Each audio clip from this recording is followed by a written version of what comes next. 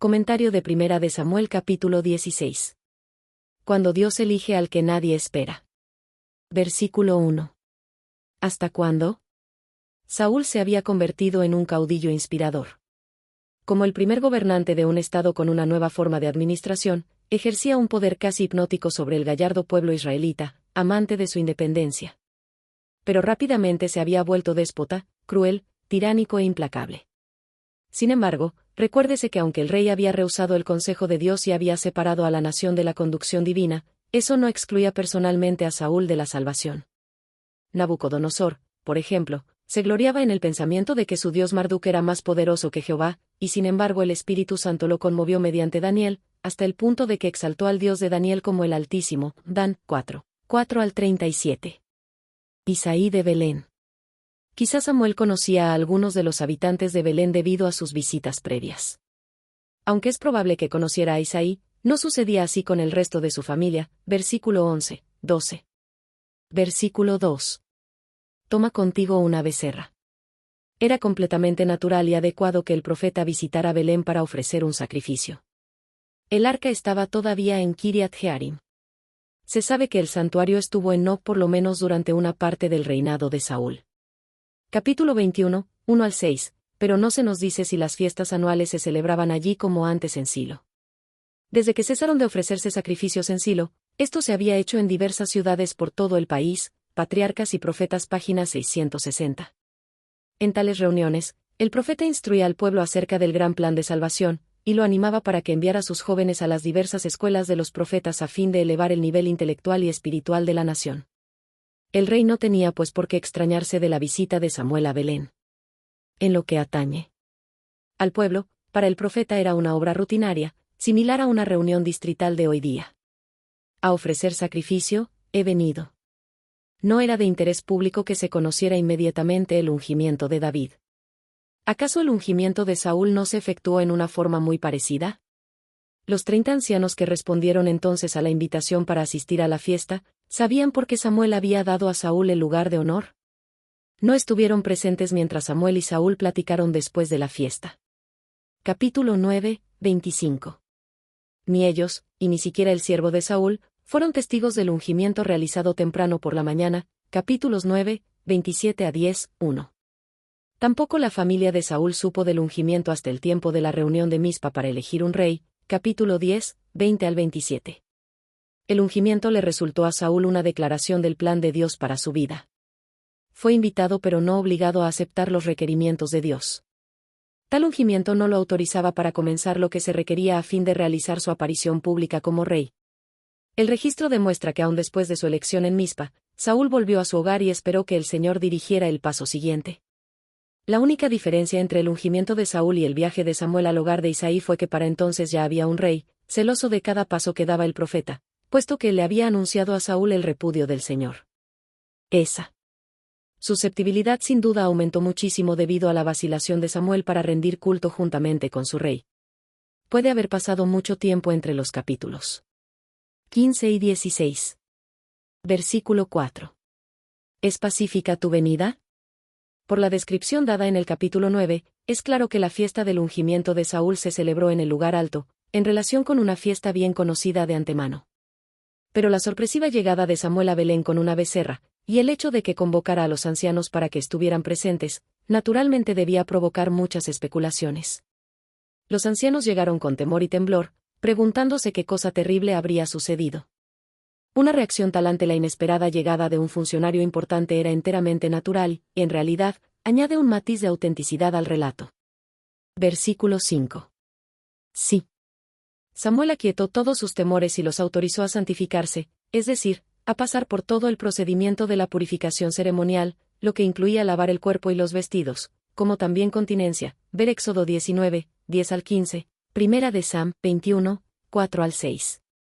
Personalmente Samuel se cuidó de que Isaí y por lo menos sus hijos mayores estuvieran purificados. Primera de Samuel 16, 5. Entonces todos fueron llamados para ofrecer el sacrificio. Debía haber unas pocas horas entre el sacrificio y la fiesta, pues la becerra debía ser guisada y asada antes de que la comieran. Samuel aprovechó ese intervalo para conocer mejor a Isaí y a su familia.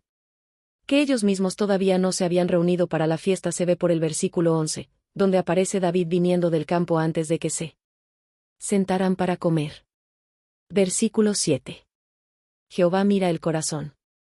El corazón se refiere al intelecto, los afectos y la voluntad. Salmo 139, 23, Mateo 12, 34.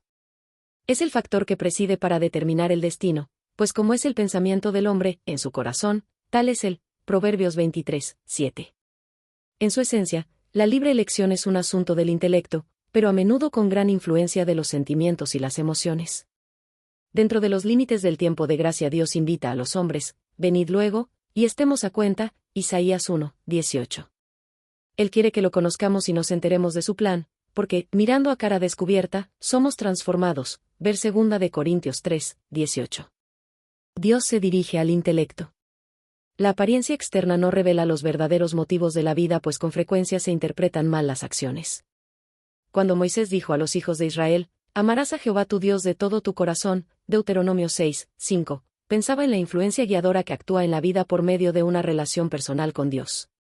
El hecho de que los discípulos hubieran visto a Dios mediante una íntima relación con Jesús, Juan 14, 9, los fortaleció muchísimo en su entrega a los planes divinos para ellos. David había aprendido a conocer a Dios mientras apacentaba sus ovejas y, aunque no lo reconocieran sus hermanos, ese conocimiento hizo posible que el Espíritu Santo lo guiara paso tras paso. Versículo 12. De buen parecer. Hermosa presencia, Biblia de Jerusalén. Úngelo. ¿Por qué elige Dios a ciertos hombres para que sean sus representantes y pasa de largo a otros? ¿Qué diferencia hubo en su elección de Saúl y su elección de David? Siendo omnisciente, Dios sabía con exactitud la conducta futura de Saúl, sin embargo lo ungió y le prometió estar con él. Capítulo 10, 7. En contra de los mejores intereses de los israelitas y de la voluntad divina para ellos, Dios respondió a su demanda de un rey. Es claro que Saúl era popular entre la gente, un rey según el corazón de ellos pero no de Dios. No pensaban en un liderazgo espiritual sino en el poder nacional. Cuando fue elegido, Saúl tenía serios impedimentos. Por eso Dios le advirtió de los peligros que encontraría y le dio un consejo preciso en cuanto a la forma de hacerles frente. El caso de David era diferente. No hay prueba de que el pueblo estuviera descontento con Saúl. En realidad, estaba muy satisfecho por los resultados de la campaña contra los amalecitas. David era el menor en la casa de su padre, y en el oriente la edad significaba respeto y prioridad. Génesis 29, 25, 26. Era un mozuelo sin pretensiones aún entre los miembros de su propio hogar, 1 de Samuel 17, 28. No tenía la imponente estatura de Saúl ni el físico de Sansón. Saúl fue llamado del arado porque los ancianos clamaban por un rey con urgencia. Tuvo poco tiempo para prepararse. David fue llamado mientras apacentaba ovejas y era todavía muchacho, y tuvo más de una década a fin de prepararse para sus arduas tareas como caudillo de las 12 tribus. Elegido en su juventud, David disfrutó de la oportunidad de un periodo de preparación y prueba antes de que asumiera las responsabilidades de su elevado cargo. Los aspectos del carácter de David que no estaban a la altura de las normas divinas pudieron ser cambiados antes de su coronación. De la misma manera Dios trata a cada individuo a quien invita a ser miembro de su reino, y especialmente a los que llama a ocupar puestos de responsabilidad. Sin que lo sepa, todo hombre es probado por las vicisitudes comunes de la vida, hasta que finalmente Dios pueda decir, sobre poco has sido fiel, sobre mucho te pondré. Mateo 25, 23. Hasta ese momento David había demostrado poseer vigor juvenil, un espíritu amante y gentil e intrepidez que emanaba de la confianza en el poder divino. No había sido corrompido por el mundo. Tenía un alma contemplativa que se desarrollaba en la quietud de las colinas de Belén. Allí, pastoreando las ovejas como Moisés en Madián, adquirió un sentido de responsabilidad y desarrolló cualidades de liderazgo que debían acompañarlo a través de la vida. Versículo 13. Cuerno. Cueren, el cuerno de un toro, cabra o carnero. Espíritu de Jehová. El Espíritu del Señor no hace acepción de personas. Dio a Saúl un corazón nuevo y le mostró los abismos que había delante de él. Sin embargo, Saúl rápidamente rechazó la dirección divina. Entonces Dios se propuso guiar a David como había tratado de guiar a Saúl. Como en el caso de muchos de los grandes dirigentes del mundo, David creció en un ambiente humilde, desarrollando calladamente un áureo carácter bajo la dirección del Espíritu Santo, el cual un día lo capacitaría plenamente para el papel que desempeñaría en el gran conflicto entre el bien y el mal. Cuando fue ungido, el Espíritu de Dios vino sobre David, así como el Espíritu Divino descendió sobre Cristo. Durante su bautismo, ver Mateo 3, 16. Versículo 14. El Espíritu de Jehová se apartó. Saúl había rechazado al Espíritu de Dios, había cometido el pecado imperdonable, y nada más podía hacer el Señor para él, ver capítulo 15, 35. El Espíritu de Jehová no se apartó arbitrariamente de Saúl, sino más bien Saúl se rebeló contra su dirección y deliberadamente rehuyó la influencia del Espíritu. Esto debe entenderse en armonía con Salmo 139, 7 y con el principio fundamental de la libre elección. Si Dios, por medio de su Espíritu, hubiera impuesto su voluntad a Saúl en contra de los deseos de éste, Dios habría hecho del rey una mera máquina. De parte de Jehová. Las Escrituras a veces presentan a Dios como si él hiciera lo que no impide directamente. En realidad, al dar a Satanás una oportunidad para demostrar sus principios, Dios limitaría su propio poder. Por supuesto, había límites que Satanás no podría sobrepasar, ver Job 1, 12, Job 2, 6, pero dentro de su esfera limitada tendría el permiso divino para actuar. De esa manera, aunque sus actos son contrarios a la voluntad divina, no puede hacer nada a menos que Dios se lo permita, y todo lo que hacen él y sus malos espíritus, es hecho con él. Permiso de Dios. Por lo tanto, cuando Dios retiró su espíritu de Saúl, ver 1 de Samuel 16, 13, 14, Satanás quedó en libertad de actuar. Le atormentaba. Josefo describe esa dolencia así: en cuanto a Saúl, le sobrevinieron algunos desórdenes extraños y demoníacos, y le provocaban tales asfixias como si hubieran estado a punto de ahogarlo. Antigüedades v. 8, 2. Es evidente que fue aumentando una grave melancolía mientras cavilaba debido al anuncio del profeta de que había perdido el derecho a la corona para ser dada a un hombre mejor que él, capítulo 15, 28. Siendo poseído intermitentemente por el espíritu malo, Saúl fue inducido a sentir y actuar en una forma parecida a la de un demente. Versículo 15. Un espíritu malo de parte de Dios. Ver versículo 14 en lo que atañe a una expresión equivalente. 16. El arpa. Mejor, la lira. Se aconsejó a Saúl que buscara alivio en una terapia musical. El sonido de la lira de David y su canto de excelsos himnos aliviaban transitoriamente a Saúl del espíritu malo que lo acosaba. Cuando Saúl escuchaba la música de David, sus malos sentimientos de compasión propia y celos lo dejaban por un tiempo, pero volvían con redoblado poder al transcurrir el tiempo. Debido a su continuo rechazo de la dirección de Dios, se parecía al poseído por el demonio de la parábola de Cristo, Lucas 11, 24 al 26, en que el postrer estado de un alma tal es peor que el primero. Versículo 17. Buscadme. No debía pasarse por alto ningún medio que ofreciera esperanza de alivio del espíritu malo que atormentaba a Saúl. Versículo 18. Hijo de Isaí. Indudablemente la reputación de David como músico y hombre de valor, sano juicio y prudente ya se había cimentado antes de que apareciera en la corte y de que venciera a Goliat. Probablemente David era un joven que se aproximaba a la virilidad, pues poco después, en ocasión de su encuentro con Goliat, se lo describe como un muchacho, Eb, Naar, capítulo 17, 58, y como un joven, Eb. Elem, versículo 56. Jehová está con él.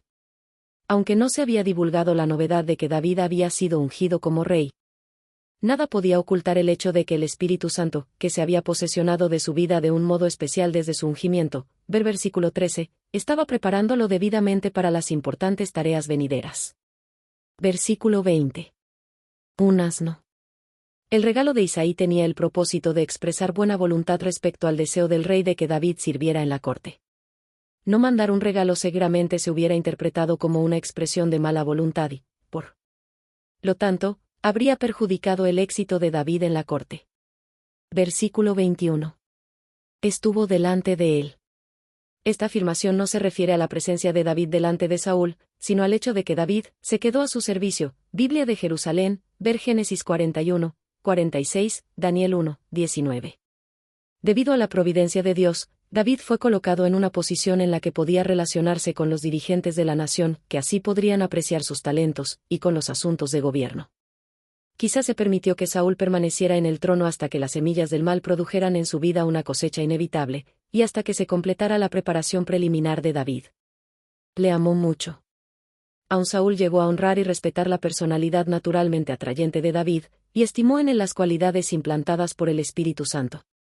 Saúl reconoció la evidente superioridad de ese joven promisorio, admitiendo tácitamente la sabiduría de la elección de Dios de un sucesor para el trono. Paje de armas. Escudero, Biblia de Jerusalén. Este nombramiento colocó a David en la más estrecha relación posible con el rey y lo hizo responsable personalmente por la seguridad del monarca. Es posible que esta afirmación aparezca antes del papel que desempeñaría David en la corte después de su victoria sobre Goliat, ver capítulo 18, 2, 5. Versículo 22. Esté David conmigo.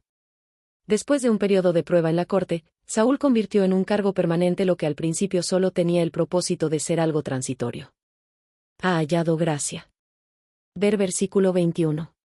Dios consideró que David era de la clase de hombres que podía usar en su servicio, versículo 7.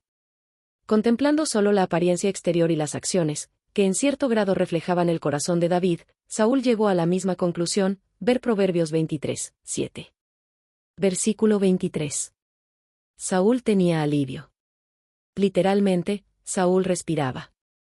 La palabra ruaj significa respirar, soplar, especialmente con las fosas nasales. El uso de este verbo implica una exhalación de aliento profunda y forzada, tal como la que frecuentemente acompaña a una relajación después de un periodo de tensión, seguida por una respiración normal. Los accesos de posesión demoníaca de que sufría Saúl eran acompañados indudablemente por tensiones físicas y nerviosas. Comentario bíblico adventista de Primera de Samuel capítulo 16.